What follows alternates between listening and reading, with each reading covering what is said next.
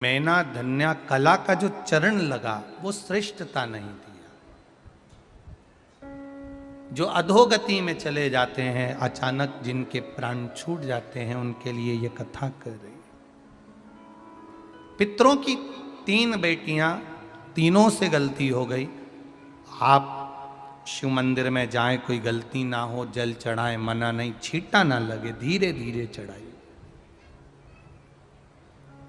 और एक बात अच्छे से ध्यान में रखिएगा, शिव मंदिर से जब भी वापिस आए, जल चढ़ाकर अपना फर्ज पूरा अदा कर कर।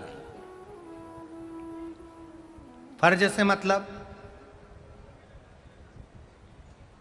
जब शिव मंदिर से वापिस आए, जो पत्ती, बेलपत्री, फूल शिवजी पे चढ़े थे वो नीचे शिवलिंग पे से नीचे गिर गए हों।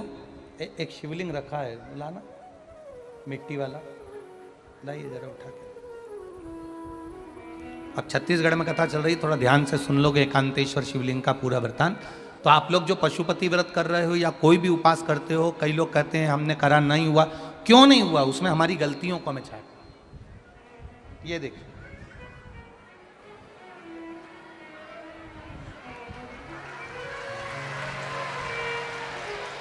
अब जैसे ये शिवलिंग रखा है, आपने जल चढ़ाया, अब जल आप यहां से चढ़ा रहे हो तो धीरे धीरे धीरे धीरे चढ़ाएं, जिससे छींटे बाहर ना, यहां तक छींटे रहे ना, जलाधारी तक चलेगा, बाहर ना गिरे।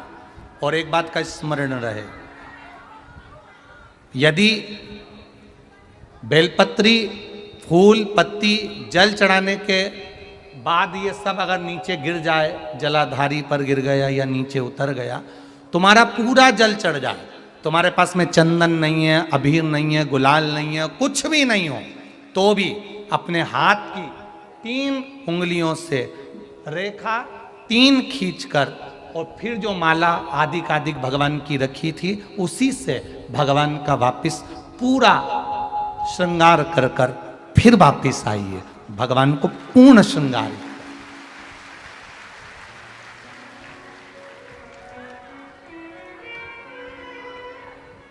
भगवान का पूर्ण श्रृंगार कर कर आइए। कई लोग जल चढ़ाने के बाद में भगवान का जो फूल पत्ती नीचे रखी रहती है, आप, हम ये नहीं कह रहे कि आप अपने घर से लेकर जाओ, आपके पास में कुछ नहीं, 1 लोटा जल चढ़ाओ, जल चढ़ाया, जो फूल पत्ती नीचे रखी हुई है उसी को उठाकर, उसको रखकर, उसी फूल से भगवान का खूब सुंदर श्रृंगार भगवान का कर कर फिर आइए। क्यों? शिव का जब हम श्रृंगार कर कर आते हैं, माता पार्वती जी ने देव अधिदेव महादेव का श्रृंगार किया है, आप लोगों के स्मरण में होगा।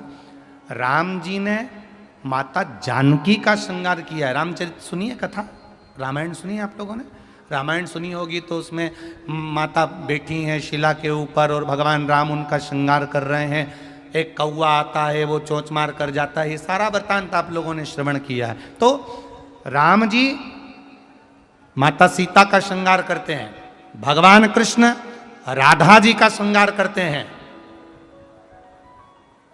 केवल एक देव अधिदेव महादेव की कथा ऐसी है जिसमें पार्वती जी शिव जी का श्रृंगार करती हैं।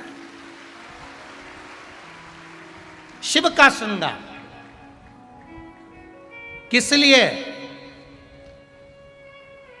क्यों? कहा जल चढ़ाने के बाद वहीं पर पड़ी हुई पत्ती से, फूल से, जो चढ़े हुए फूल हैं, चढ़ी हुई पत्ती है, चढ़ा हुआ निर्माल्य है, जो भी शिव जी का है, उसी को धोकर वापिस भगवान का श्रृंगार कर कर आना चाहिए। किस लिए? कि हे भोलेनाथ, जब मैं इस संसार सागर से जाऊं, अखंड सुहाग लेकर पूरी श्रृंगार कर कर इस धाम से जाऊं, ऐसी कृपा बना। जो पढ़ाओ, जो पढ़ाओ, चंदन नहीं है, हाथ से चंदन का स्मरण होना चाहिए।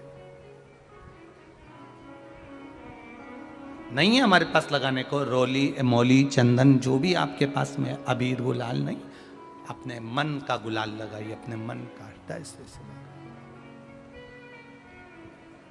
दिल से रिझाने का प्रयास। ले जा बाबू, ले जा,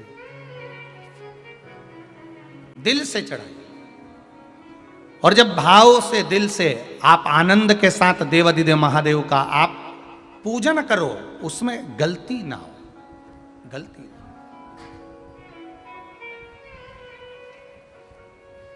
देखिए, पितरों की 3 बेटियों को श्राप लग गया। श्राप क्या लगा? तुम्हें पृथ्वी पर जाना पड़ेगा, मृत्यु लोक में जाना पड़ेगा, और तुम्हें मृत्यु लोक में जन्म लेना पड़ेगा। मृत्यु लोक में जाना पड़ेगा और तुम्हें जन्म लेना पड़ेगा। अब दुख आ गया।